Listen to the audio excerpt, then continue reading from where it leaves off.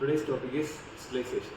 Distalization means moving teeth towards the back of the mouth or distally. We usually distalize the upper molars to create space in the enlarge. The space helps correct problems like crowding, increased overjet, and class 2 malocclusions. For what purpose do we do distalization? The goal is simple: to create room without extractions. Distalization helps reduce protrusive upper bite, align crowded teeth, shift the bite from class 2 to class 1. How is distalization done? It can be done in several ways.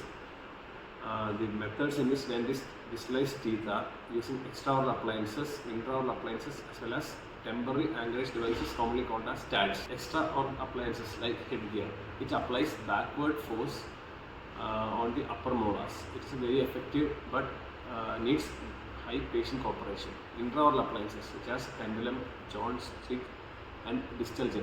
These are placed inside the mouth and they push the molars towards the backward region with springs.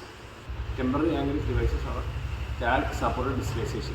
The temporary anchorage devices are tiny titanium screws which provide anchorage so that teeth can be moved backwards or in a distal direction without unwanted side effects. They have no reliance on patient compliance, thus they have very predictable results. What are the advantages and challenges faced while distalization? Distalization works good when the patient has good oral hygiene and there is space behind the molars and growth pattern supports the backward movements of teeth. The challenges faced include slight tipping of teeth or anchorage loss, but these can be sorted out by using temporary anchorage devices. Thank you.